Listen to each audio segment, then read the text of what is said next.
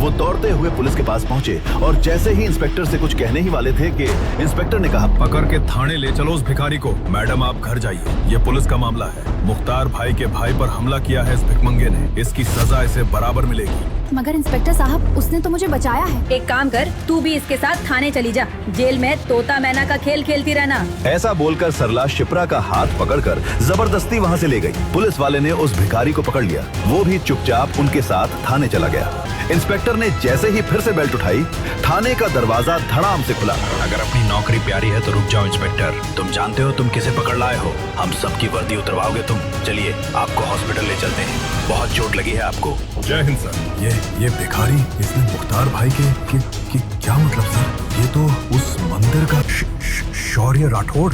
ऐसे माफ कर दीजिए, आप जो कहेंगे मैं मानूंगा। आपने बताया क्यों नहीं? उस मुख्तार की बातों में आ गया मैं। उसने तुरंत उस भिखारी को खोला और अपने जूते से खुद को मारने लगा। मैं ठीक हूँ, और हाँ, किसी को पता नहीं चलना चाहिए मैं कौन हूँ। जी दूल्हा गधे पर बैठकर आ रहा है, देखो देखो। सब अपनी नाक बंद कर लो, इस दूल्हे से तो बदबू आ रही है। गधे पर बैठकर आया एक गूंगा दूल्हा, न सर पर सेहरा और न पाँव में जूता। शेरवानी की जगह पहनी थी उसने बनियान। दुल्हन शॉक्ड, सभी मेहमान हैरान। पीले दांत और लंबी दाढ़ी, ये दूल्हा तो लग रहा था बिल्कुल कबाड़ी। मुख्तार नाम का डॉन लाया था ये बर्बादी और जबरदस्ती कराने लगा दुल्हन की भिखारी से शादी। सबको समझ नहीं आई एक बात, ऐसे बदबूदार दूल्हे के साथ कैसे मनाएगी दुल्हन सुहागरात। लेकिन उस भिखारी की असलियत जान सबके निकल गए प्राण। सुनो पूरी कहानी, लगा के अपना ध्यान। मैं इस भिखारी से कभी शादी नहीं करूंगी, छोड़ो मेरा हाथ। दुल्हन के लाल जोड़े में सजी शिप्रा की आवाज पूरे पंडाल में गूंज उठी, लेकिन उसकी ये हिम्मत ज्यादा देर तक टिक नहीं पाई। अगले ही पल मुख्तार नाम के उस खतरनाक गुंडे ने उसके छोटे भाई राहुल की कनपटी पर बंदूक तान दी। नहीं नहीं, मेरे भाई को छोड़ दो। तुम्हारी दुश्मनी मुझसे है ना, तो मेरी जान ले लो। मुख्तार के होठों पर एक खतरनाक मुस्कान फैल गई। उसकी आंखों में नफरत और बदले की आग साफ दिखाई दे रही थी। अगर तुमने मेरे भाई का रिश्ता ठुकराया ना होता तो आज तुम इस शहर की रानी होती, लेकिन नहीं, तुम्हारे नसीब में तो एक भिखारी की बीवी बनना ही लिखा है। ये सुनते ही शिप्रा के पिता राजदीप राय, जो अब तक अपनी बेटी की बेबसी देख रहे थे, अचानक टूट गए। वो कांपते हुए कदमों से मुख्तार के पास आए और सबके सामने हाथ जोड़कर उसके पैरों में गिर पड़े। प्लीज मुझे माफ कर दो, मुझसे गलती हो गई। मैं इस भरी महफिल में तुमसे माफी मांगता हूँ। मेरी बेटी की जिंदगी बर्बाद मत करो प्लीज। दरअसल कुछ महीनों पहले जब मुख्तार के भाई ने शिप्रा से शादी का प्रस्ताव रखा था, तो शिप्रा ने साफ मना कर दिया था। इस पर उसके भाई ने शिप्रा के साथ छेड़खानी कर ली और शिप्रा ने उसे जेल भिजवा दिया। इसी बात का बदला लेने के लिए कुछ देर पहले मुख्तार ने अपनी चाल चल दी थी। जब विहान अपनी बारात लेकर शिप्रा के घर की ओर बढ़ रहा था, तभी अचानक मुख्तार ने वो बारात रुकवा दी। ये शादी नहीं होगी। ये सुनते ही वहाँ सन्नाटा छा गया। भाई ये क्या कह रहे हो आप? आज मेरे बेटे की शादी है। अगर शादी हुई तो दूल्हा जिंदा वापस नहीं जाएगा। भाई हम अभी वापस चले जाते हैं। लेकिन मुख्तार का बदला अभी पूरा नहीं हुआ था। उसकी नजर मंदिर की सीढ़ियों पर बैठे एक भिखारी पर पड़ी। उसके कपड़े मैले और फटे हुए थे, सिर और दाढ़ी के बाल बढ़े हुए थे। कल्ला, उस भिखारी को यहाँ लेकर आओ, इसे घोड़ी पर बिठाओ, आज इसकी शादी होगी शिप्रा से। बारात के आगे हाथों में बंदूकें लिए गुंडे नाच रहे थे और वो भिखारी घोड़े पर बैठा उलझनों में था। उसे समझ नहीं आ रहा था कि आखिर हो क्या रहा है। बैंड बाजों और गोलियों की आवाज के साथ उस भिखारी की बारात शिप्रा के घर आ पहुंची। फिर जब शिप्रा ने इस शादी से इनकार किया, तो मुख्तार ने उसके भाई की कनपटी पर बंदूक तानते हुए कहा, अगर अपने भाई की सलामती चाहती हो तो तुम्हें इस भिखारी से शादी करनी पड़ेगी। मुझे मंजूर है। अपनी हाँ सुनकर मुख्तार के चेहरे पर एक वहशी मुस्कान आ गई। वैसे तेरा दूल्हा कभी तुझे कुछ नहीं कहेगा, गूंगा जो है। शिप्रा की नजर उस भिखारी पर पड़ी। लोगों की नजर तो उसके गंदे कपड़े और गंदे हुलिये पर थी, लेकिन शिप्रा की नजर ने उसकी मासूम आंखों को देखा। आज वो बेचारा गुंडों में फंस गया था। अरे ओ कल्ला, दूल्हे को तो ले आ, दुल्हन उसे देखने के लिए तड़प रही है। चल मुन्ना, आज तो शादी है तेरी, देख कितनी खूबसूरत दुल्हन है। तेरे तो मजे हैं। कल्ला ने उस भिखारी की बाह पकड़ी और स्टेज की तरफ खींचने लगा, पर उस भिखारी ने झटके से उससे अपनी बाह छुड़ा ली। अबे गधे, मैं तेरी किस्मत बदलने जा रहा हूँ और तू कीचड़ में ही रहना चाहता है। चल आगे बढ़। जब उस भिखारी ने मुख्तार की भी बात नहीं मानी तो उसने न आव देखा न ताव और उसके गाल पर 3-4 थप्पड़ जमा दिए। भिखारी के मुंह से खून निकलने लगा। गूंगा होने की वजह से वो चिल्ला भी नहीं पा रहा था। पंडाल में मौजूद लोगों को उस भिखारी पर दया आने लगी। शिप्रा की आंखों में भी उस गूंगे भिखारी के लिए दया उमड़ आई। लगता है इसको भी इस लड़की पर दया आ रही है, इसीलिए इस लड़की की खातिर ये मार सहने को भी तैयार है। तो फिर अब क्या करे बॉस? ऐसे कैसे चलेगा? इतनी जल्दी तो कोई दूसरा भिखारी भी नहीं मिलेगा। सुन बे भिखारी, ये लड़का अपनी बहन के कारण तो बच गया, पर अगर तू अपनी जिद पर अड़ा रहा तो ये जरूर मारा जाएगा। मुख्तार की इस बात का तुरंत उस भिखारी पर असर हुआ। अब उसकी आंखों में बेचैनी नजर आने लगी। वो कभी राहुल की ओर देख रहा था तो कभी शिप्रा की ओर। अब शिप्रा भी उसकी बेबसी को भली भांति समझ रही थी। क्या हुआ? तुम्हें मेरी बात समझ नहीं आ रही, या तुम चाहते हो कि इस लड़के की बलि चढ़ जाए? इतना बोलकर मुख्तार ने अपने चाकू की धार फिर से राहुल के गले पर सटा दी। उसका इतना करना था कि भिखारी स्टेज की तरफ खुद बढ़ गया। अरे वो पंडित, शुरू हो जा। पंडित जी ने डरते डरते मंत्र पढ़े, फेरे हुए और उनकी शादी पूरी हो गई। शिप्रा ने अपनी शादी को लेकर न जाने क्या क्या सपने देखे थे, पर आज वो इतनी मजबूर थी कि उसे एक भिखारी से शादी करनी पड़ रही थी। शादी के लिए आए सभी इज्जतदार लोगों के बीच शिप्रा और उसके परिवार की इज्जत तार तार हो चुकी थी। बधाई हो बलवंत राय, आज तुम्हारी पोती ने तुम्हारा मान बढ़ा दिया। मुख्तार ने राहुल को छोड़ दिया और वहाँ से बाहर जाने को मुड़ा, पर फिर कुछ याद आते ही शिप्रा के पास गया। देखा, मुझसे पंगे लेने का अंजाम। आज इस भिखारी की पत्नी बनी हुई हो। हैप्पी मैरिज लाइफ, जमकर सुहाग रात मनाना। इसके बाद मुख्तार हंसता हुआ वहाँ से चला गया। जैसे ही मुख्तार अपनी गैंग के साथ यहाँ से निकला, शिप्रा अपनी जगह पर ही बेहोश होकर गिर पड़ी। क्या हुआ मेरी बच्ची को? अरे कोई देखो जरा। घबराने की जरूरत नहीं है, ज्यादा स्ट्रेस के कारण ये बेहोश हो गई है, थोड़ी देर में होश में आ जाएगी। उसकी बात सुनकर राहुल अपनी बहन को उठाकर अंदर चला गया। वहाँ मौजूद रिश्तेदार भी धीरे धीरे अपनी हंसी दबाते हुए वहाँ से निकलने लगे। मौका पाकर वो गूंगा भिखारी भी चुपचाप वहाँ से मंदिर की तरफ चला गया। होश में आते ही शिप्रा रोने लगी। तुम रो मत, हम जल्द ही उस भिखारी से तुम्हारा तलाक करवा देंगे। पर शिप्रा ने जैसे अपने मन में कुछ कठोर फैसला ले लिया था। उसने तुरंत अपने आंसू पोंछे। चाहे कुछ भी हो दादाजी, और चाहे वो कोई भी हो, अग्नि के फेरे लिए है उसने मेरे साथ। मेरी मांग में सिंदूर भरा है और आज से वही मेरा पति है। मैं इस शादी को पूरे सम्मान के साथ निभाऊंगी। सुनकर शिप्रा की चाची सरला बोली, ओहो, बढ़िया ही सती सावित्री बनने वाली। सुन ले, वो बदबूदार भिखमंगा हमारे घर में नहीं घुसेगा। तुझे इतना ही प्यार आ रहा है उस पर, तो तू भी उसके साथ मंदिर की सीढ़ियों पर बैठ जा, कटोरा लेकर। दूसरी तरफ इन सब फैमिली ड्रामा से दूर वो भिखारी वापस मंदिर के पास चला आया और कटोरा लेकर वापस बैठ गया, वैसे ही चुपचाप। कोई नहीं कह सकता था अभी अभी उसके साथ इतनी बड़ी घटना हुई है। अगले ही दिन शिप्रा और उसका परिवार मंदिर में पूजा करने पहुंचा। उन लोगों को देखते ही वो भिखारी एक पेड़ की आड़ में छुप गया। शिप्रा की नजर बार बार उसे ढूंढ रही थी, मगर वो भिखारी उसकी नजरों में आना नहीं चाहता था। जैसे ही शिप्रा और उसका परिवार मंदिर की सीढ़ियां चढ़कर ऊपर पहुंचा, वहां 3-4 बड़ी गाड़ियां आकर रुकी और उनमें से 20-22 गुंडे उतरे और साथ में उतरा मुख्तार का भाई रजत। घेर लो मंदिर को, देखो कोई भाग न पाए। अभी कोई कुछ समझता तब तक सारे गुंडों ने मंदिर को घेर लिया और रजत 2 गुंडों के साथ सीढ़ियां चढ़ता हुआ मंदिर के अंदर चला गया। शिप्रा आंखें बंद करके मंदिर की परिक्रमा कर रही थी। अचानक उसे महसूस हुआ कोई उसके सामने आकर खड़ा हो गया है। उसने आंखें खोली तो सामने खड़े शख्स को देखकर उसके पसीने छूट गए। तुम? अब क्या चाहिए तुम्हें? तुम्हारे भाई मुख्तार ने मेरी लाइफ का मजाक तो बना ही दिया है। सुना है तेरी शादी किसी भिखमंगे से करा दी भैया ने, मगर मैं इस शादी को नहीं मानता। अभी इसी मंदिर में तुझसे शादी करूंगा और आज रात ही मनाएंगे हनीमून। शिप्रा के पूरे शरीर में बिजली की सिहरन दौड़ गई। वो वहाँ से भागी अपने परिवार की तरफ। रजत भी उसके पीछे पीछे भगा और उसका हाथ पकड़ लिया।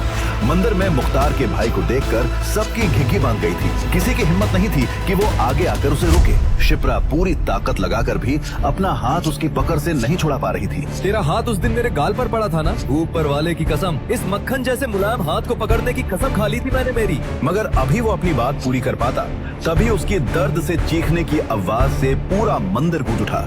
शिप्रा ने उस गुंडे रजत के हाथ पर इतनी जोर से काटा था कि खून निकल आया था। रजत की पकड़ ढीली पड़ गई थी। होते ही शिप्रा ने उसे धक्का दिया और वहाँ से सीढ़ियों की तरफ भागी। रजत का गुस्सा अब 7वें आसमान पर था। मुझे काटती है हरामजादी, बहुत हुआ प्यार व्यार से बात, अब देख मैं क्या करता हूँ। ऐसा बोलकर रजत शिप्रा के पीछे हॉकी स्टिक लेकर दौड़ा। शिप्रा बेसुध होकर भाग रही थी और इसी तेजी में सीढ़ियों के पास ही उसका पैर दुपट्टे में फंसा और वो वहीं लड़खड़ा कर गिर पड़ी।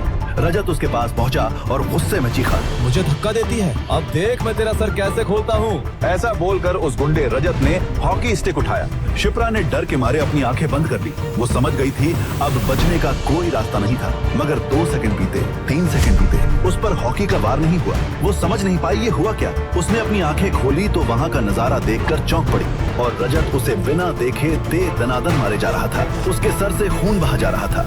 अचानक रजत का भी ध्यान इस बात पर गया। उसने उस भिखारी को देखा तो हॉकी मारना बंद करके कहा, अच्छा पति परमेश्वर जी, ये अच्छा है, अब ये विधवा होगी और फिर मैं इसके साथ सुहाग रात मनाऊंगा। विधवा विवाह तो अच्छी बात है ना, समाज सेवा कर रहा हूँ मैं। मगर खून से लथपथ उस भिखारी ने तभी अचानक एक छलांग लगाई और रजत को ऐसा धक्का दिया कि वो सीढ़ियों से गिरता हुआ नीचे गिर पड़ा।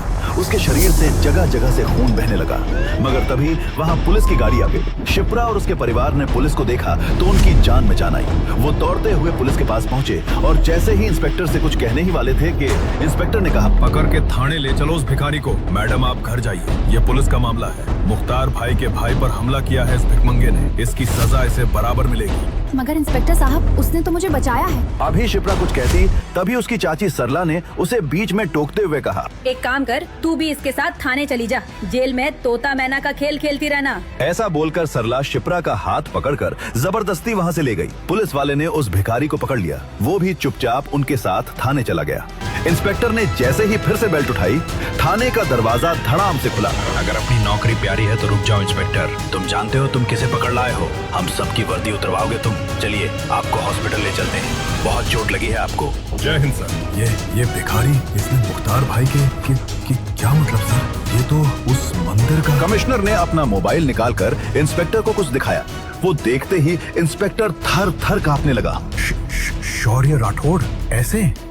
माफ कर दीजिए, आप जो कहेंगे मैं मानूंगा। आपने बताया क्यों नहीं? उस मुख्तार की बातों में आ गया मैं। उसने तुरंत उस भिखारी को खोला और अपने जूते से खुद को मारने लगा। मैं ठीक हूँ और हाँ, किसी को पता नहीं चलना चाहिए मैं कौन हूँ। जी। भिखारी शौर्य वहाँ से निकला और वापस मंदिर के सामने जा अपने सर पर चोट वाली जगह थोड़ी मिट्टी रगड़ी और कटोरा लेकर बैठ गया, बिल्कुल चुप। उधर शिप्रा ने अपने घर की बालकनी से उसे देखा तो चौंक पड़ी। वो निकलकर उसके पास गई और कहा, आपको बहुत चोट आ गई मेरे कारण, मुझे माफ कर दीजिए, आप घर चलिए मेरे साथ। शौर्य ने कुछ नहीं कहा और चुपचाप उसके साथ उठकर चल दिया। जैसे ही वो लोग घर के दरवाजे पर पहुँचे, चाची सरला ने रास्ता रोक लिया। इस बदबूदार भिखारी को अंदर लाई तो तेरा सर होगा और मेरी जूती। इन सब का कारण तू है शिप्रा। किसने कहा था उस मुख्तार के भाई को झापड़ मारने को? चाची, जान बचाई उसने मेरी। शोर शराबा सुनकर पूरा परिवार दौड़ा दौड़ा गेट पर आया। वहाँ का नजारा देखकर दादाजी दंग रह गए थे। सरला चाची बोले जा रही थी। अभी सरला आगे कुछ कहती कि दादाजी गरजे, सरला बस बहुत हुआ। उसकी जगह तेरी बेटी होती तो क्या तू उसका ब्याह उस गुंडे से कर देती? शिप्रा ने जो किया वो सही किया। अगर तुम्हें कोई दिक्कत है तो तुम घर छोड़कर जा सकती हो। इसे मॉल ले जाओ और इसके लिए कुछ अच्छे साफ कपड़े खरीदवा दो। सब ये सुनकर सन्न रह गए। सरला चाची चुपचाप अंदर चली गईं। दादाजी ने शिप्रा से उस भिखारी की चोट पर दावा लगाने को कहा और अपने पोते राहुल से कहा, जी दादाजी। थोड़ी ही देर बाद राहुल उस भिखारी शौर्य को बाइक पर बैठाकर मॉल ले गया। पहले तो वहाँ मॉल के गेट पर ही गार्ड ने भिखारी को देखते ही उसे रोक दिया, मगर फिर ये जानकर कि राहुल किस परिवार से है, उसे उस भिखारी के साथ अंदर जाने दिया। अंदर पहुंचकर राहुल ने उसे कुछ कपड़े दिलवाए और चेंजिंग रूम की तरफ ले गया। ये देखो, इसके अंदर जाकर तुम ये कपड़े पहनकर देख। और बात करते करते दरवाजा खोलकर देखते हुए अचानक राहुल की बोलती बंद हो गई। उसने जैसे ही एक दरवाजा खोला, अंदर से किसी लड़की के चीखने की आवाज आई, बचाओ। राहुल ने झट से सॉरी बोलकर दरवाजा बंद किया। वो लड़की दरवाजा बिना लॉक किए ही चेंज कर रही थी। उसने पीछे पलट कर देखा, भिखारी शौर्य किसी चेंजिंग रूम में घुस चुका था। राहुल वहाँ से बाहर आया। तभी एक हट्टे कट्टे पहलवान टाइप लड़के ने उसका रास्ता रोकते हुए कहा, क्यों बे, मेरी गर्लफ्रेंड का एमएस बनाता है? चुप, बिल्कुल चुप। कान पकड़ के मेरी गर्लफ्रेंड के सामने मुर्गा बन और कुकड़ू कू सॉरी बोल। क्या? वो दरवाजा अंदर से लॉक नहीं था। मैं सॉरी नहीं बोलूंगा। मेरी गलती नहीं है। तो ये ले। ऐसा बोलकर उस लड़के ने राहुल को मारने के लिए हाथ उठाया ही था कि किसी ने उसका हाथ पकड़ लिया। उसने पीछे पलटकर देखा तो चौंक पड़ा। हैं? भिखारी मॉल में? तू अंदर कैसे आया बे? और रुक, तूने मेरा हाथ कैसे पकड़ा बे, सड़े हुए अंडे? ये तूने क्या किया हरामजादे?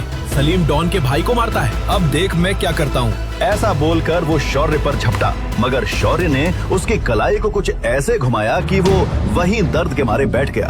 कट की आवाज के साथ उसकी कलाई जाम हो गई थी। उसने फोन निकाला और शहर के नामी गुंडे सलीम भाई को कॉल किया। सलीम का नाम सुनते ही उस मॉल में अफरा तफरी मच गई। सब वहां से भागने लगे, मगर शौर्य वैसे ही वहीं खड़ा रहा। सलीम भाई, एक भिखमंगे ने मुझ पर हाथ उठाया, उसको ऊपर उठाने का है। शौर्य चुपचाप वहां खड़ा रहा। राहुल की तो टांगें कांप रही थीं। वो पसीने में नहा गया था। थोड़ी ही देर बाद वहां गुंडों से भरी गाड़ी आई और उसमें से उतरा खूंखार डॉन सलीम। आते ही उसने एक फायर किया और उसके गुंडों ने वहां घुसते ही शौर्य पर हमला कर दिया। मगर फिर वहां का सीन देखकर उन सब की आंखें बाहर निकल आई। 10 सेकंड में 10 गुंडे वहां जमीन पर पड़े धूल चाट रहे थे। सलीम भाई को अपनी आंखों पर भरोसा नहीं हुआ। वो उस भिखारी शौर्य के पास गया और कहा, तेरी हिम्मत कैसे हुई बे मेरे आदमियों पर हाथ उठाने की? नहीं नहीं नहीं, मैं तुझे मारकर अपने हाथ गंदे नहीं करूंगा। मैं तो इस लड़के को 6 इंच छोटा करूंगा। ऐसा बोलकर उसने वहीं खड़े राहुल को पकड़ लिया और उसकी गर्दन पर चाकू रख दिया। मगर तभी जो हुआ वो देखकर राहुल को अपनी आंखों पर भरोसा नहीं हुआ। अब तक जिस भिखारी जीजा को वो गूंगा समझता था, वो बोला, सलीम, मुझे तुमसे कुछ बात करनी है। मुझसे तू बात करेगा? तू जैसे भिखमंगे पर मैं थूकूं भी नहीं। नहीं सुनेगा तो तेरा ही नुकसान होगा। सलीम ने कुछ सोचा और कहा, अच्छा ठीक है, बोल। ऐसे नहीं, तेरे कान में। अबे ओए, खेल चल रहा है क्या इधर? ये लड़का तो गया, उसके बाद कुछ हुआ तो उसका जिम्मेदार मैं नहीं होऊंगा। सलीम सोच में पड़ गया, फिर बोला, ठीक है, आप बोल कान में। भिखारी शौर्य उसके पास गया और उसके कान में कुछ कहा। वो बात सुनते ही सलीम के हाथ पैर सुन्न हो गए। राहुल उसके हाथ से छूट गया। वो अपने भाई की तरफ मुड़ा और कहा, जावेद भाई, अपनी गर्लफ्रेंड को बोल इनके सामने मुर्गी बनकर कुकड़ू को सॉरी बोले। ऐसा बोलकर वो डर के मारे वहीं बेहोश हो गया। सब ये नजारा देखकर हैरान थे। वो हत्ता कट्टा लड़का जावेद, जो अब तक अपने डॉन भाई के नाम पर उछल रहा था, पसीने पसीने हो गया था। शौर्य ने राहुल का हाथ पकड़ा और वहां से निकल गया। बीच रास्ते में राहुल ने उससे पूछा, वो इतना बड़ा डॉन सलीम, क्या कहा तुमने उसके कान में कि वो घबरा गया? शौर्य उसका सवाल सुनकर भी चुप रहा और सामने की तरफ देखता रहा। राहुल ने फिर कहा, देखो अब ये सब नाटक करके कोई फायदा नहीं, मुझे पता है तुम बोल सकते हो। शौर्य ने राहुल के सवाल का जवाब दिए बिना कहा, घर में किसी को भी इस घटना के बारे में मत बताना। क्या मतलब? मैं तुमसे कुछ पूछ रहा हूँ, तुमने ये सब कैसे किया? क्या कहा तुमने उस डॉन को कि वो रोने लगा? वो सब छोड़ो, तुम्हें पता है ना सलीम भी मुख्तार का ही आदमी है। अगर तुमने घर में इस घटना के बारे में बताया तो लोग समझेंगे मुख्तार के लोग तुम्हारे परिवार के पीछे पड़े हैं और फिर तुम्हारा कहीं भी निकलना बंद भी करवा सकते हैं। नहीं, मुझे अपनी आजादी प्यारी है, मैं किसी से कुछ नहीं कहूँगा। जब वो लोग घर पहुँचे तो सबने उसे उन्हीं भिखारी वाले कपड़ों में देखा तो चौंक पड़े। दादाजी राहुल को डांटने लगे। तभी शौर्य बोला, उसकी कोई गलती नहीं है, वहाँ मॉल में मुझे घुसने ही नहीं दिया। वैसे भी मैं अच्छे कपड़े पहनूंगा तो कोई मुझे भीख नहीं देगा। भिखारी जमाई। शौर्य को बोलता देखकर राहुल को छोड़कर बाकी सारे लोग हैरान रह गए। शिप्रा ने चौंक कर पूछा, तुम बोल सकते हो? तो तुम शादी के दिन गूंगे क्यों बने हुए थे? वो मुख्तार के सामने आप जैसे बड़े लोग कुछ नहीं पा रहे थे, तो मैं तो एक भिखारी हूँ। अचानक मेरे साथ जो हुआ उससे मेरा दिमाग सुन पड़ गया था। उसकी ये बात सबको सही लगी। आखिर एक भिखारी मुख्तार जैसे डॉन के सामने क्या बोल सकता था? तभी दादाजी बोले, ठीक है, सारा शहर जान चुका है शिप्रा की शादी तुम जैसे भिखारी से हुई है। हम तुम्हें मंदिर में भीख मांगने के लिए नहीं छोड़ सकते। तुम यही रहोगे, हमारे नौकरों के कुछ पुराने कपड़े होंगे, तुम वही पहन लो। ये सब सुनकर शिप्रा की माँ और चाची ने बुरा सा मुंह बना लिया। मगर पिताजी, ये भिखारी हमारे घर में। जब तक शिप्रा तलाक के लिए मान नहीं जाती, हमें ये करना ही होगा। ये नौकरों के साथ रहेगा, बाहर किसी को कुछ पता नहीं चलना चाहिए। दादाजी की बात सबको माननी ही पड़ी। वो भिखारी हस्बैंड शौर्य वही शिप्रा के घर के नौकरों के कमरे में रहने चला गया। अगली ही सुबह शिप्रा अपने फोन पर पैनिक होकर किसी से बात करते हुए निकली। नहीं अनिश, तुम ऐसा नहीं कर सकते।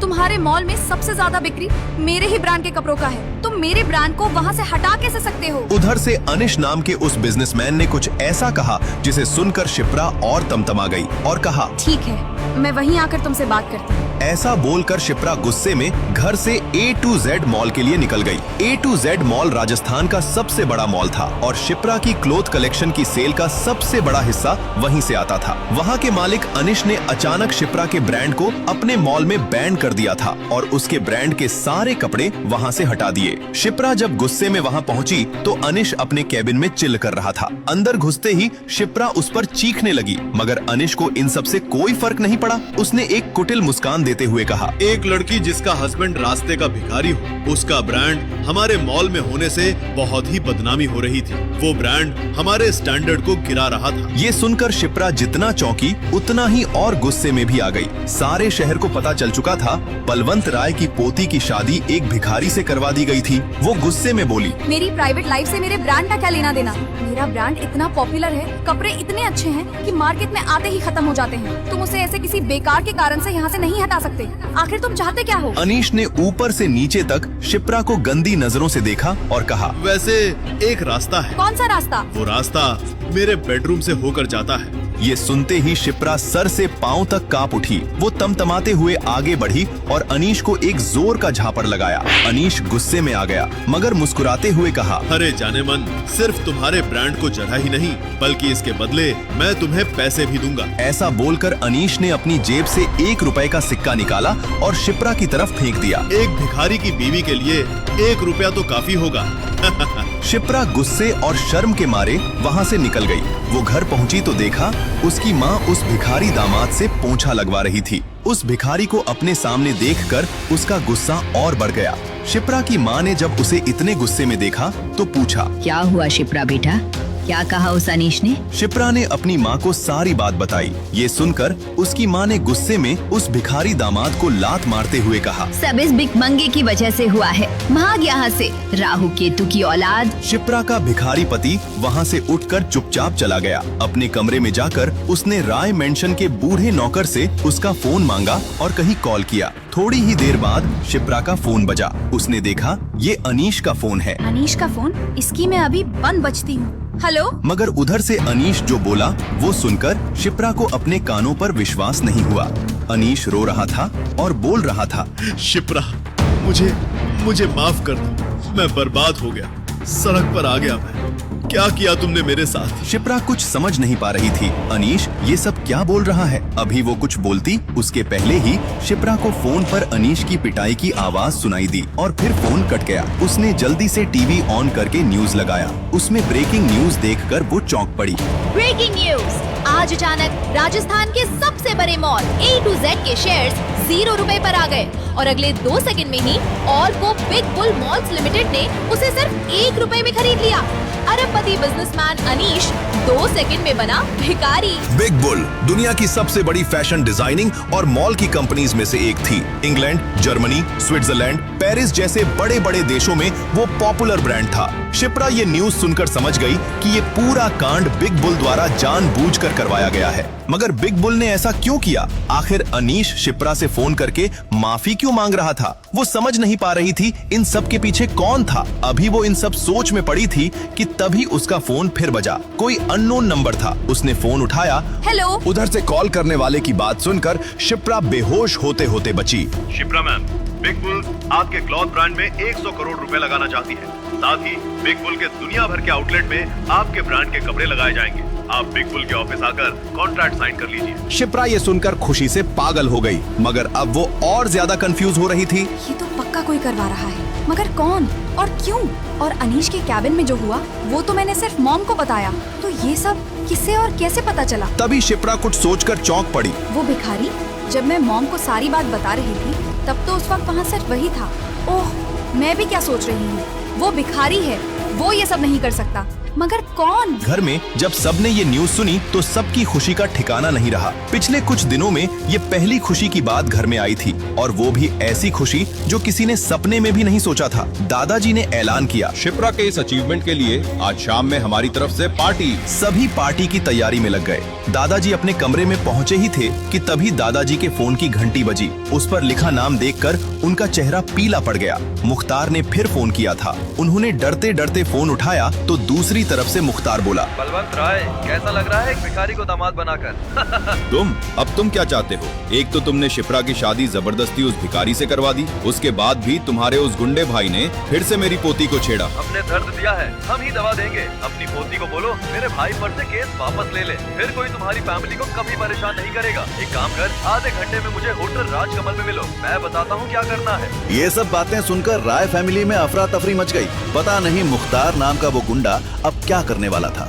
दादाजी होटल राजकमल जाने की तैयारी करने लगे। शिप्रा ने कहा, दादाजी मैं भी चलती हूँ आपके साथ। नहीं, पता नहीं वो क्या कर बैठे। सिर्फ मैं और तुम्हारे पापा जाएंगे वहाँ। अगर हमें 2 घंटे से ज्यादा लगा तो तुम पुलिस को फोन कर देना। ठीक है दादाजी। दादाजी और शिप्रा के पापा तैयार होकर बाहर निकले तो पता चला ड्राइवर छुट्टी पर है। शौर्य भी अब तक नहाकर नौकरों के कपड़े पहनकर वहाँ आ चुका था। दादाजी ने शौर्य से पूछा, तुम्हें ड्राइविंग आती है? हाँ, चलिए मैं ही आपको ले चलता हूँ। भिखारियों जैसी दाढ़ी में नौकरों के कपड़े जो कि शौर्य को ठीक भी नहीं आ रहे थे पहनकर वो दादाजी का ड्राइवर बनकर गाड़ी को होटल राजकमल ले गया। दादाजी और शिप्रा के पापा जल्दी से अंदर चले गए और शौर्य वहीं पार्किंग में बैठा रहा। राजकमल होटल राजस्थान के सबसे बड़े होटल्स में था। वहाँ आने वाले लोगों के ड्राइवर भी महंगे कपड़े पहनते थे। वहाँ बलवंत राय के ड्राइवर को ऐसी हालत में देखकर सब उन पर हंस रहे थे। उधर जब शिप्रा के दादाजी बलवंत राय और शिप्रा के पापा अंदर पहुँचे तो मुख्तार ने उनसे कहा, मैंने गुस्से में आकर उस भिखारी से आपकी पोती की शादी करवा दी। इस बात से मेरा भाई नाराज है। अगर उससे आपकी पोती की दोबारा शादी करवा दी जाए तो वो शांत बैठ सकता है। क्या? मगर शिप्रा उस भिखारी को तलाक देने को तैयार नहीं है। तो फिर मेरा भाई आपकी फैमिली के साथ क्या करेगा उस पर मेरा कोई जोर नहीं। क्या? तो बोलो क्या करना होगा? मेरी पोती और तुम्हारे गुंडे भाई के चलते हमारे पूरे परिवार की जान पर बनाई है। अगर वो भिखारी ही इस दुनिया में ना रहे तो? हाँ, ये सही है। मैं उसे अभी बुलाता हूँ। तुरंत मुख्तार का एक आदमी शौर्य को बुलाने चला गया। जब वो आदमी शौर्य को लेकर होटल के गेट पर पहुंचा तो गार्ड ने उसे रोकते हुए कहा, ए रुक, इस भिखारी को अंदर कहाँ लेकर जा रहा है? सड़क का ढाबा समझ लिया है क्या? अबे हट, ज्यादा बड़बड़ की तो 1 सेकंड के अंदर तेरी लाश यहाँ मिलेगी। शोर शराबा सुनकर 4 मुस्टंडे हट्टे कट्टे गार्ड वहाँ पहुँच गए और उस गुंडे को पकड़ लिया। तभी भिखारी शौर्य बोला, मुख्तार डॉन ने बुलाया है मुझे अंदर। मुख्तार का नाम सुनकर उन सब ने अपना हाथ नीचे कर दिया। वो डर के मारे कांपने लगे और एक तरफ हट गए। गुंडा शौर्य को लेकर अंदर गया। पूरा होटल एक भिखारी को वहाँ देखकर हैरान था। मुख्तार का आदमी शौर्य को लेकर उस कमरे में पहुंचा। वहाँ बलवंत राय और शिप्रा के पापा पहले से तैयार बैठे थे। जैसे ही भिखारी शौर्य अंदर घुसा, बलवंत राय और शिप्रा के पापा तेजी से उठे और हड़बड़ाकर कहा, अब ये भिखारी तुम्हारे हवाले, जो करना है इसके साथ करो। ऐसा बोलकर वो दोनों बाहर से दरवाजा बंद करके वहाँ से भाग गए। अंदर अब बस मुख्तार और शौर्य थे। मुख्तार ने अपनी बंदूक निकालकर शौर्य के सर पर रख दिया। भिखारी होकर अमीरों के पैसे पर ऐश करना चाहता है? चल तुझे भिखारी की लाइफ से आजादी दिलवाता हूँ, बस एक गोली और तेरे ऐश ही ऐश। और तभी शौर्य बोला। ये देखकर मुख्तार के होश उड़ गए। उसने भी सोचा था ये गुंगा है। शौर्य बोला, साहब मेरी एक अंतिम इच्छा है, वो पूरी कर दो।